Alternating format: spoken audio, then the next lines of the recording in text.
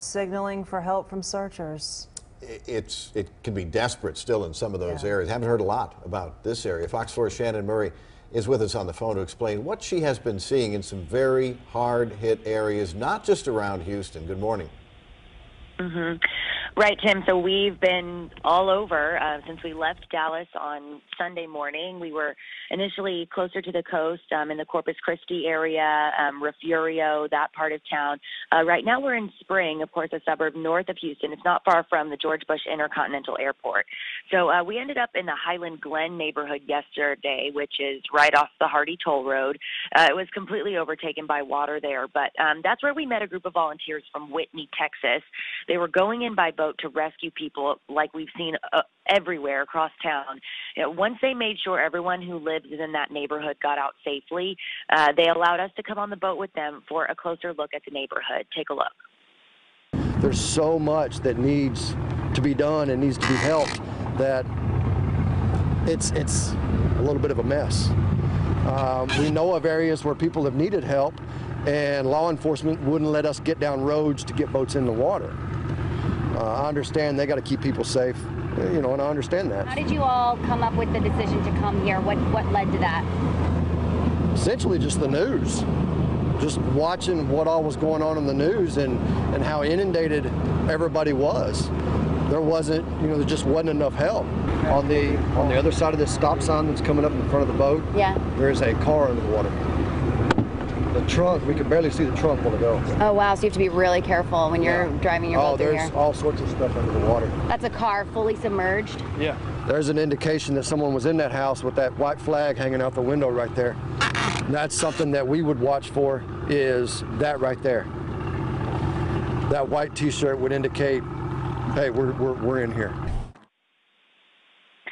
And so that's what they look for when they go through those neighborhoods. And in that case specifically, everyone was cleared from the home already. Like I mentioned, they got everyone out of that neighborhood. Jason, the man you just saw in that video from Whitney, his advice, though, if you're planning to come down here with a boat, you need to have a point of contact here, maybe someone who's already volunteering or a command center, someone you can call to find out exactly where you're needed, because you'll want to figure out your route getting in. The roads are closed in many areas, and you want to make sure you're going to an area where you're allowed in, where you're going to be able to get in and actually help people. And there are so many people here helping and with boats. They just want to make sure they get everyone to the right spot. And Tim, Lauren, that's really the big thing right now, is just trying to navigate the city can be so difficult with all the flooding and so many areas closed. And you keep in mind that neighborhood where we were, Highland Glen, that's just one small subdivision. That's just a small picture of what people are seeing, but it's happening across Houston, and we know how big this area is. It's happening everywhere. Yeah. I talked with one rescuer yesterday, and they said that the biggest problem, one of the problems that he was running into, was that, you know, that someone was calling saying, I need rescuing at this street and this street. I live at that corner.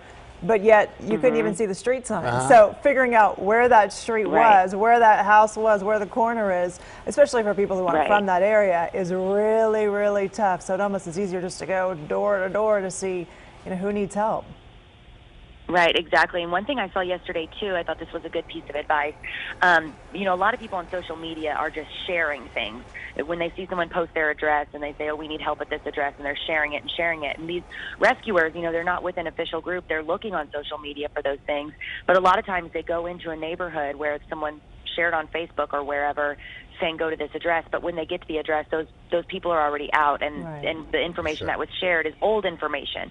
So they want to make sure if you're on social media and you see something, you know, make sure that these people still actually currently need help before you're sharing that address or trying to pass it along to rescuers. Yeah. People just trying to help, but I can understand the confusion. Right.